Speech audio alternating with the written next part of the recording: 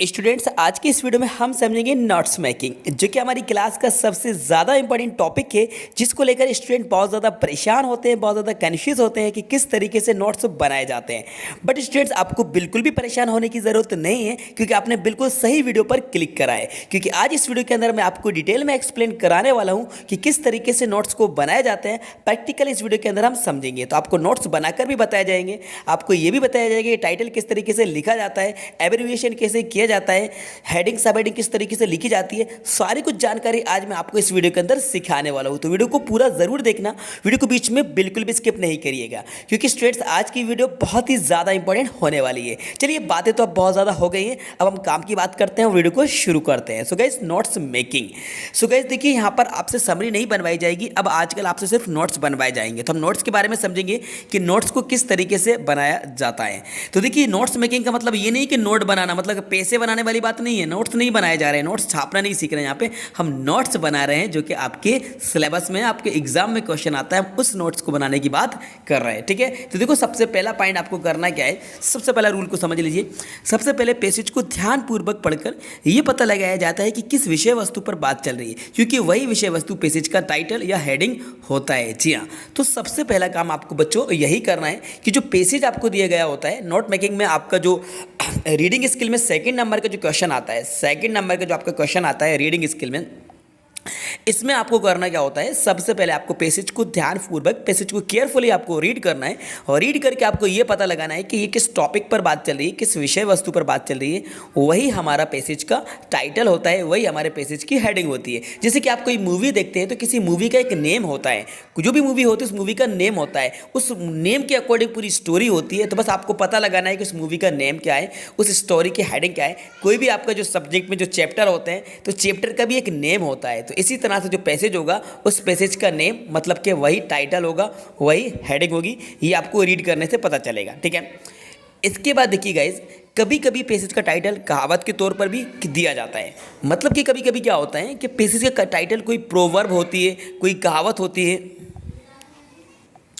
So guys, कभी कभी passage का टाइटल कोई कहावत हो सकती है, जैसे कि united we stand, divided we fall, and prevention is better than cure. इस तरह से कोई कहावत भी पैसेज का टाइटल हो सकती है। ठीक है, honesty is the best policy, इस तरह से भी पैसेज का टाइटल हो सकता है। तो टाइटल को आपको पहचानना होगा पैसेज को रीड कर कर। इसके बाद देखिए, थर्ड नंबर का हमारा पॉइंट क्या है, ये पॉइंट्स को आप नोट भी कर लीजिएगा, समझ लीजिए पहले अच्छे तरीके से।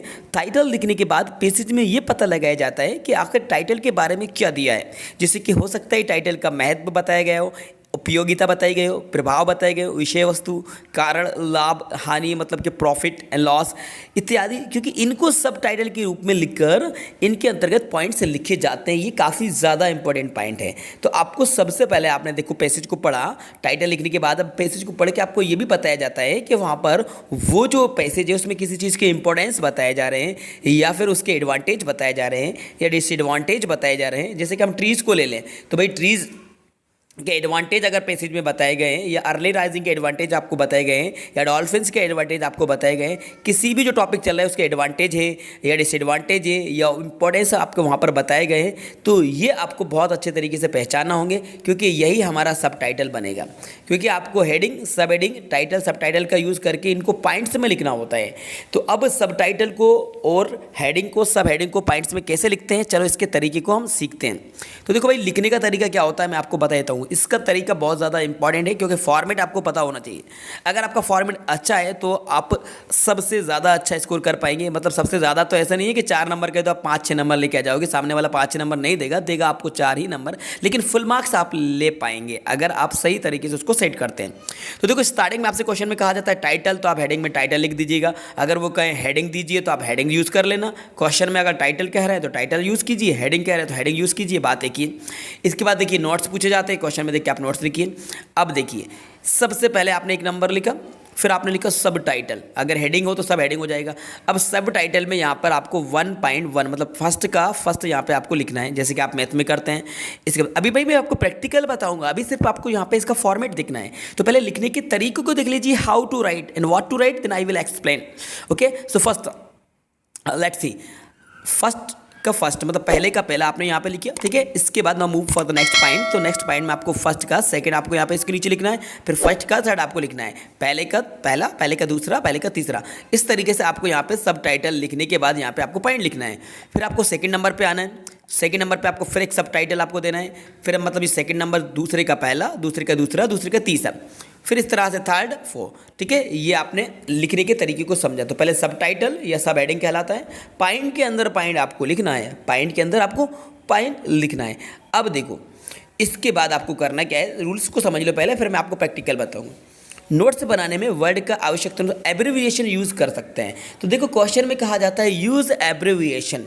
एब्रिविएशन मतलब होता है किसी वर्ड का संक्षिप्त रूप, उसकी शॉर्ट फॉर्म। तो किसी भी बड़े वर्ड को शॉर्ट करके उसकी शॉर्ट फॉर्म में लिखना ही एब्रिविएशन कहलाता है। उसको एब्रिविएट करते हैं, मतलब उसको शॉर्ट में लिखते हैं, उसको संक्षिप्त करके लिखते हैं। तो अब देखो कैसे लिखा जाता है। सबसे पहला पॉइंट देखो, एब्रिविएट करने के लिए शब्दों के स्टार्टिंग के कुछ लेटर्स को लिखकर, तो कुछ ही वर्ड के लेटर्स स्टार्टिंग में हम लिखते हैं, जैसे कि एग्जामिनेशन। तो एग्जामिनेशन को हम एग्जाम लिखते हैं, तो एग्जामिनेशन फुल है, इसका ये एब्रिविएशन एग्जाम हो गया। एडजेक्टिव को एडीजे लिख के आपने फुल स्टॉप लगा दिया, सब्जेक्ट एग्जाम्पल आंसर। तो ये जो आप यूज़ कर रहे हैं यही एब्रिविएशन है, इनका आपको यूज़ करना है। ये आपके क्वेश्चन में कहा जाता है कि यूज़ एब्रिविएशन। तो अगर आपसे एक स्पष्ट क्वेश्चन में कहा जा रहा है कि एब्रिविएशन का यूज़ कीजिए, तो बस आपको ये इस तरह से यूज़ करना है। अब यही एग्जाम में नहीं आएंगे, यही पैसेज में नहीं आएंगे, उन वर्ड्स में से आपको शॉर्ट करके लिखना है। आगे भी देख लीजिए लिखने के तरीके, स्टार्टिंग के कुछ लेटर और लास्ट के कुछ लेटर। जैसे कि डिस्ट्रिक्ट को आप लिखते हैं तो ऐसा लिख सकते हैं डिस्ट्रिक्ट को, इंजीनियर को आप इंजीनियर ऐसा लिख सकते हैं, स्टार्टिंग में DIS लिखा, टी लिखा और लास्ट टी ले लिया। तो स्टार्टिंग के कुछ लेटर और लास्ट के कुछ लेटर को लिख के भी आप एब्रिविएट कर सकते हैं। या फिर वाउल्स को हटाकर पूरे वाउल्स को हटा दीजिए। डेवलपमेंट और लर्नर में आप देख लीजिए, डेवलपमेंट में आपने पूरे वाउल्स को हटा दिया, लर्नर में पूरे वाउल्स को हटा दिया, ये एब्रिविएट हो गया। इसके बाद कुछ कॉमन एब्रिविएशन होते हैं, जैसे कि गवर्नमेंट, एडजेक्टिव, डॉक्टर, टीवी, इनको आप यूज़ करते ही आते हैं, तो ये आपको यूज़ करना होता है, ठीक है। तो अब हम बात करते हैं पैसेज की, ठीक है। ये हम आ गए एक पैसेज पे, और इस पैसेज को हम समझते हैं, और इस पैसेज को समझने के बाद मतलब सिर्फ रीड करना है आपको, और रीड करके हम देखेंगे कि किस तरीके से इसके नोट्स बनाए जाएंगे, और एब्रिविएशन भी हम यहाँ पर यूज़ करेंगे, ठीक है। तो देखो भाई ये पैसेज है, डॉल्फिन्स के बारे में बताया जाए। Dolphins are regarded as the friendliest creature, ठीक है। डॉल्फिन्स को फ्रेंडलीस्ट क्रिएचर समझा जाता है इन द सी, समुद्र में, and stories of them helping. तो इनकी बहुत सारी स्टोरीज है जो बताती हैं कि हेल्पिंग ड्रोनिंग सेलर्स, मतलब कि जो ड्रोनिंग डूबते हुए जो सेलर्स रहते हैं उनकी हेल्प करती हैं, have been common since Roman times. तो ये पूरी एक स्टोरी आप इसको रीड करेंगे, ठीक है, पैसेज।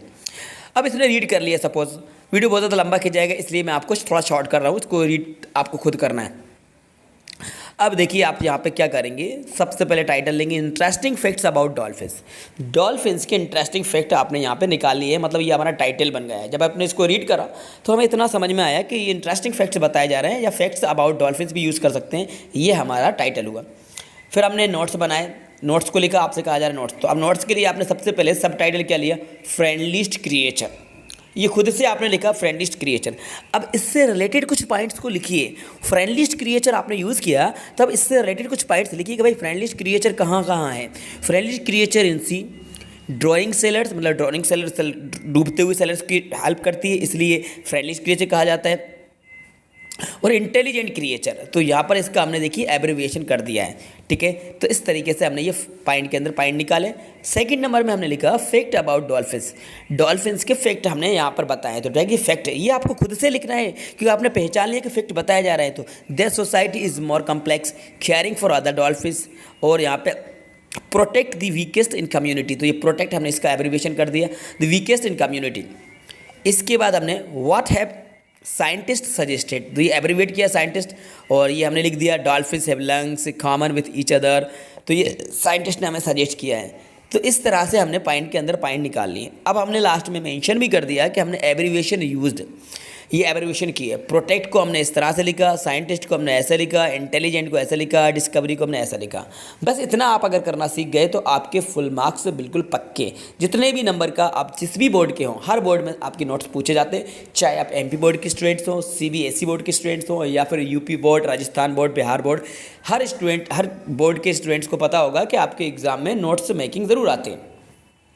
तो बस हाँ, यहाँ पर आपको ये नोट्स बनाना है और नोट्स बनाने का तरीका मैंने आपको बता दिया है। ठीक है, अब अगर बाय चांस किसी ऐसा बोर्ड है जिस बोर्ड में समरी बनवाई जाती है, तो ये जो पॉइंट्स आपने लिए हैं, इन पॉइंट्स की हेल्प से समरी बनाई जाती है, इनको डिटेल में लिख दिया जाता है, ये समरी बन जाती है। फिलहाल एमपी बोर्ड में तो समरी आती नहीं है, अदर बोर्ड में अगर आती हो तो समरी में जो पॉइंट्स हैं उनको थोड़ा सा डिस्क्राइब कर दीजिए, वो समरी बन जाएगी। ठीक है, तो बच्चों आज इस वीडियो के अंदर मैंने आपको एक्सप्लेन कराया कि किस तरीके से नोट्स बनाए जाते हैं, एब्रीविएशन का यूज़ कैसे किया जाता है, टाइटल कैसे लिखा जाता है, सारी कुछ डिटेल मैंने आपको इस वीडियो के अंदर प्रोवाइड करा दी है। काफ़ी ज़्यादा हेल्पफुल, काफ़ी ज़्यादा इंपॉर्टेंट वीडियो आपके लिए थी। तो बस आपका फ़र्ज़ बनता है कि इस वीडियो को लाइक करो, अपने सभी दोस्तों के साथ शेयर करो। जी हाँ, बिल्कुल शेयर करने में आपका कंजूसी मत करना, जितने भी आपके फ्रेंड्स हैं उन सभी को वन बाय वन आप इस वीडियो को शेयर करो। और हाँ, एक बार फिर से मैं आपको रिमाइंड करा देता हूँ, याद दिलाता हूँ, अगर आपने अभी भी सब्सक्राइब का बटन नहीं दबाया है और सब्सक्राइब का बटन दबाना आप भूल गए, वीडियो तो देखते आ रहे हैं या फर्स्ट टाइम आपने इस वीडियो पर क्लिक किया है, तो जल्दी करो भाई और सब्सक्राइब के बटन को प्रेस कर दो। वहीं आपको दिखेगा बेल आइकन, तो बेल आइकन को प्रेस कर दीजिएगा। अब इसका फ़ायदा जान लीजिए, क्योंकि जब भी नई वीडियो अपलोड की जाएगी तो नोटिफिकेशन सबसे पहले आपको टाइम पर मिल जाएगा। अगर आपका कोई कन्फ्यूजन है, कोई डाउट्स है, विदाउट हेजिटेशन कमेंट्स बॉक्स में जाइए, कमेंट्स करके पूछिए और वीडियो आपको कैसी लगी कमेंट्स करके ज़रूर बताइएगा। Thanks for watching.